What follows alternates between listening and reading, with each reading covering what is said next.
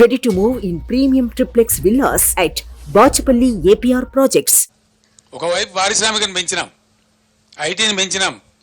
మేం చెప్తానే మీ డంబాచారం. ILO international labour organisation జెనీవాలో ఉంటుంది.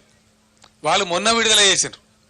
3 సంవత్సరాలు 2019 నుంచి 2021 వరకు తెలంగాణ రాష్ట్రం భారతదేశంలో బ్రహ్మాండమైన ప్రగతి సాధించింది. 17 లక్షల మందికి పరిశ్రమల్లో ఉద్యోగాలు కల్పించిందని చెప్పి ILO ప్రకటించింది. మన పేపర్లలో వచ్చింది. ఇంటర్నేషనల్ లేబర్ ఆర్గనైజేషన్ వాళ్ళు పైరవీలు చేస్తే ప్రకటించరు, దండం పెడితే ప్రకటించరు. నిజంగా జరిగితేనే ప్రకటిస్తారు. అటు పారిశ్రామికంగా అభివృద్ధి చేసినాం, ఐటీలో అభివృద్ధి చేసినాం, GSDP పెంచినాం, పర్ క్యాపిటా పెంచినాం, బడ్జెట్ పెంచినాం.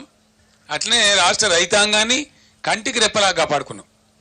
నేను బరువైన గుండెతో మాట్లాడుతున్నాను. ఎందుకంటున్నా అంటే 1 ఎకరం ఎండని తెలంగాణలో మీరు ఇలా 15-16 లక్షల ఎకరాలు ఎండబెట్టినారు.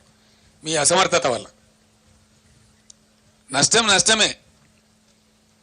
ఎండిపోవడం అనేది ఎట్లయినా ఎండిపోవడమే. పంట పెట్టగానే పోతే కరువు వస్తే అదొక దరిద్రం. కానీ అలా సగం మీరు నీళ్ళు ఇస్తారని నమ్మి పెట్టుబడులు పెట్టినారు. పాపం వాళ్ళు ఎరువులకు పెట్టినరు, ట్రాక్టర్ దున్నకాలకు పెట్టినరు, కూలీలకు పెట్టినరు, విత్తనాలకు పెట్టినరు, పురుగుల మందులకు పెట్టినరు. ఆ పెట్టిన పెట్టుబడి అంతా గట్టున పోయిందని చెప్పి లాస్ట్ విలేజ్ ఏందండి అది ఎల్కారం అనే విలేజ్లో ఒక మహిళ నా మీద పడి ఏడిచింది. ముసలామ పాపం.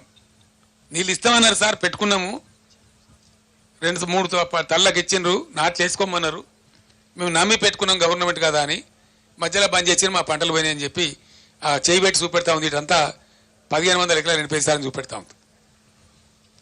నేను బస్సు ఎక్కినాక అడిగితే బస్సులకి వెళ్ళి హైట్ ఉంటాం కాబట్టి దూరం కనబడుతుంది, నాకు కూడా కనబడతా ఉంది కళ్ళకు. ఎందుకు ఎండగొట్టాలి నాకు అర్థం కాదు. మొన్న ఇంకా తమాష ఏంటంటే వీళ్ళ తెలివి తక్కువతనాన్ని కప్పిపుచ్చుకునే పరిస్థితి.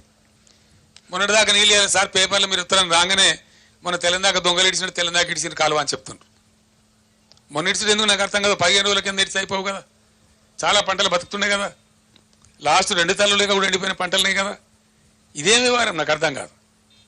నిజంగా హృదయంతో మనసుతోని ఒకనాడు ఉద్యమం చేసేటప్పుడు ఇదే సూర్యాపేట తుంగతుర్తి ఏరియాలలో కాలువలలో తిరుక్కుంటూ నేనే చెప్పిన ఇది సమైక్య రాష్ట్రం ఉంటే మన మునిమన్మలు కూడా ఈ కాలువలలో నీళ్ళు రావని, తెలంగాణ వస్తేనే వస్తాయని చెప్పిన నేనే. వచ్చిన తర్వాత మేము ఎంత శ్రద్ధ పడ్డామో, ఎంత కష్టపడ్డామో, ఏ విధంగా కాళేశ్వరం కట్టి ఇంటర్వ్యూని చేసి SRSPని పైకే సరిపెట్టి ఎట్లా నీళ్ళు తెచ్చినామో అందరు మీరు చూసి, మీరు సూర్యాపేట వాసులు మీ కళ్ళారా చూసినారు.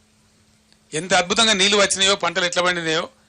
చాలా చోట్ల మాకు జాలుగారుతున్నాయి సార్ పొలాలని మాట్లాడిన మాటలు కూడా మీరు కళ్ళతో చూసినారు.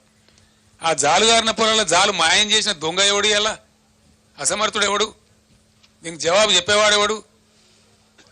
ఇవేం లేదు. అన్ని చిల్లర మాటలు, రాజకీయ మాటలు, పనికి మాలిన మాటలు. పాడిందే వాడరా పాస్వాన్ల దాసరైన పొద్దాక ఒకటే గోల. ఇదే కదా, ఇదప్ప ఇంకేమైనా ఉందా ఇప్పుడు?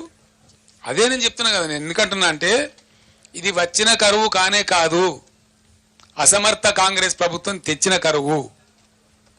ఇలా ఈ పంటలు ఎండడానికి కారణం మీరు, కరెంటు లో వోల్టేజ్ సప్లై చేయడానికి కారణం మీరు.